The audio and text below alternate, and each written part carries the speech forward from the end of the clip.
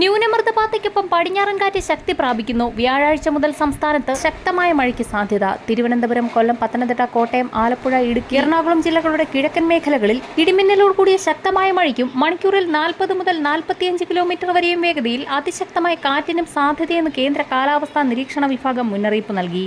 വടക്കൻ കേരളം, തെക്കൻ കർണാടകയുടെ തീരദേശം, ഉൾനാടൻ കർണാടക, തമിഴ്നാടിന്റെ കിഴക്കൻ തീരദേശം, തെക്കൻ തമിഴ്നാട് എന്നിവിടങ്ങളിലും മഴ ലഭിക്കും. ന്യൂനമർദ്ദപാത്തി ശക്തി പ്രാപിച്ച സാഹചര്യത്തിലാണ് സംസ്ഥാനത്ത് വീണ്ടും മഴയ്ക്ക് അനുകൂലമായ അന്തരീക്ഷ സ്ഥിതി ഒരുങ്ങുന്നത്.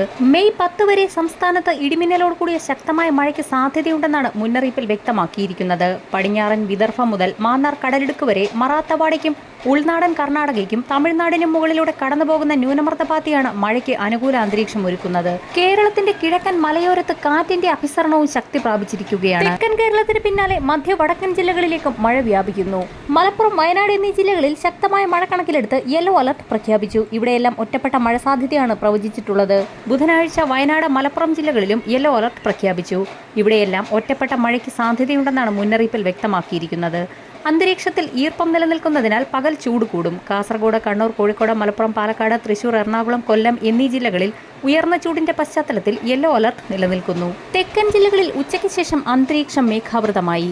വരും മണിക്കൂറുകളിൽ പത്തനംതിട്ട, ഇടുക്കി, എറണാകുളം, കോട്ടയം, പാലക്കാട്, കോഴിക്കോട് ജില്ലകളിലും മഴ പ്രതീക്ഷിക്കാം. മഴയ്ക്കൊപ്പം 40 കിലോമീറ്റർ വേഗതയിൽ കാറ്റിനും ഇടിമിന്നലിനും സാധ്യതയുള്ളതിനാൽ പൊതുജനങ്ങൾ ജാഗ്രത പാലിക്കണമെന്ന് ദേശീയ ദുരന്ത നിവാരണ അതോറിറ്റി മുന്നറിയിപ്പ് നൽകി. കാലാവസ്ഥാ മുന്നറിയിപ്പുകൾ ആദ്യം തന്നെ ലഭ്യമാകുന്നതിനായി ചാനൽ സബ്സ്ക്രൈബ് ചെയ്യാൻ മറക്കാതിരിക്കുക.